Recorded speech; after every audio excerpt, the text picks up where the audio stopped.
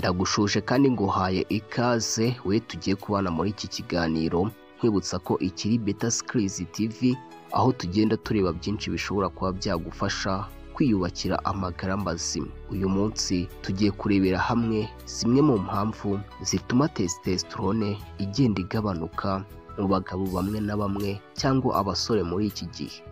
Turaza kureba ibyakwereka ko hormone zagabanutse, ndetse turebe n'ibiribwa 15 bishobora kuba byagufasha kongera kuzamura testosterone cyangwa iyi misemburo, kuko igira akamaro gakomeye mu bigendanye no kunoza neza amabanga y'abubatsi.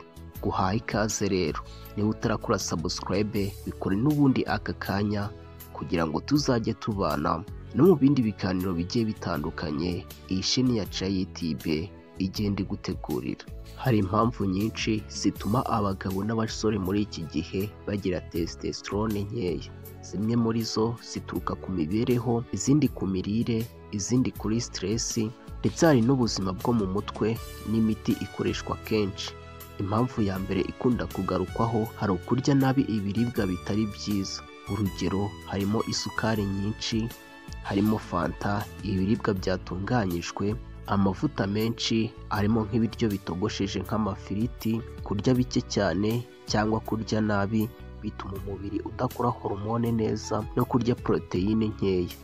Testosterone ikenera amino acide n'ibyubaka umubiri. Hari ukumara igihe kinini wicaye. Abagabo benshi ntibagikorera umubiri siporo cyangwa ibyo bita workout.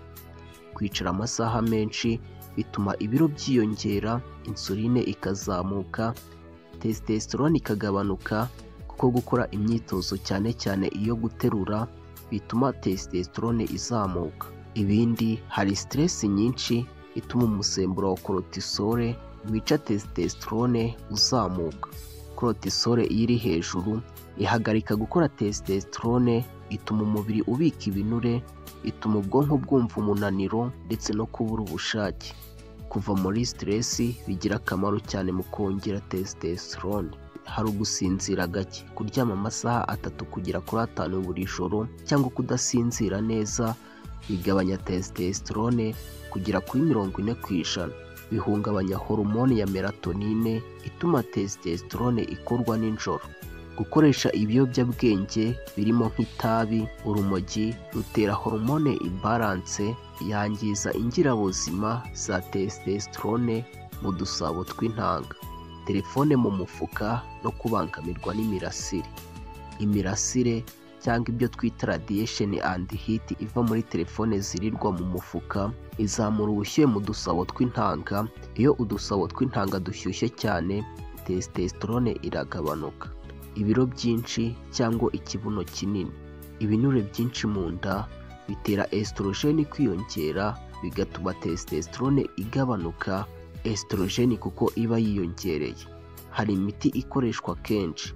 Hari imiti igabanya testosterone nk'iyo bita antidepressant, steroide z'imitsi ziba zifasha abo muri gym, imiti ya pressure cyangwa imiti y'umuvuduko, imiti y'agahinda n'iy'ubwonko. Hari imibonano ibaye mikeya.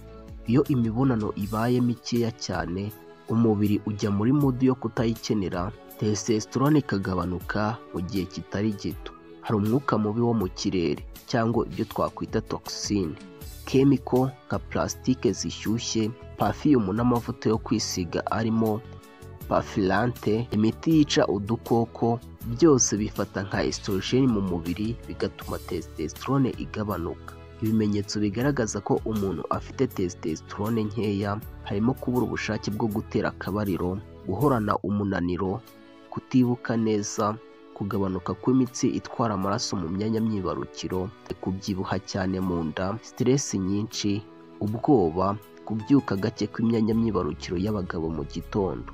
Ese ni ibihe biribwa 15 bishobora kugufasha kuzamura testosterone cyane kandi mu buryo bwizewe? Buri kimwe kirimo intungamubiri zifasha udusabo tw'intanga gukora testosterone nyinshi, kongera imbaraga, ubushake ndetse n'amaraso meza. Icya mbere, hari inzuzi cyangwa imbuto z'imyungu. Izi zifite zinc nyinshi ituma testosterone ikorwa neza, kongera umubare w'intanga ndetse zikongera ubushake. Iza kabiri hari sunflower seed cyangwa imbuto z'ibihwagari. Izi zirwanya inflammation, zongera imbaraga z'umubiri ndetse zifasha hormone gukura neza. Harimo avoka, irimo healthy fat z'ingenzi mu gukora testosterone, irinda prostate, iteza imbere gutembera neza kw'amaraso agana mu myanya myibarukiro. Harimo amagi, arimo vitamine D, cholesterol nziza umubiri ukoresha mu gukora testosterone, kandi akaba ari kimwe mu biribwa byihuta kuzamura testosterone.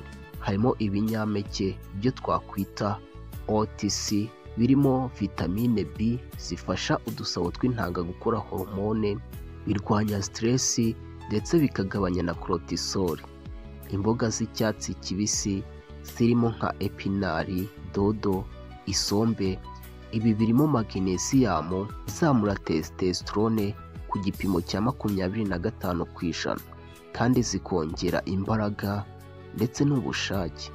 Tangawizi cyangwa ginger izamura testosterone ku gipimo cya 17 ndetse na 25%.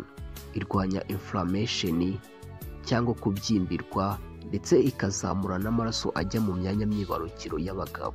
Ubuki burimo baron izamura testosterone ndetse n'imbaraga, bukanazamura na blood flow cyangwa gutembera neza kw'amaraso. Hari indagara cyangwa amavuta ya sardine, yifitemo vitamine D nyinshi, omega 3 zongera hormone n'imbaraga, zikongera n'ubwiza bw'intanga. Harimo pavuro cyangwa izo twakwita green pepper, zirimo vitamine C ifasha kugabanya stress na testosterone ikiyongera.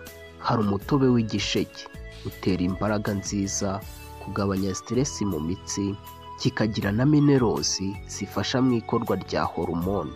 Ibigori birimo magnesium, fibre ndetse na healthy carbonate zihinduka imbaraga.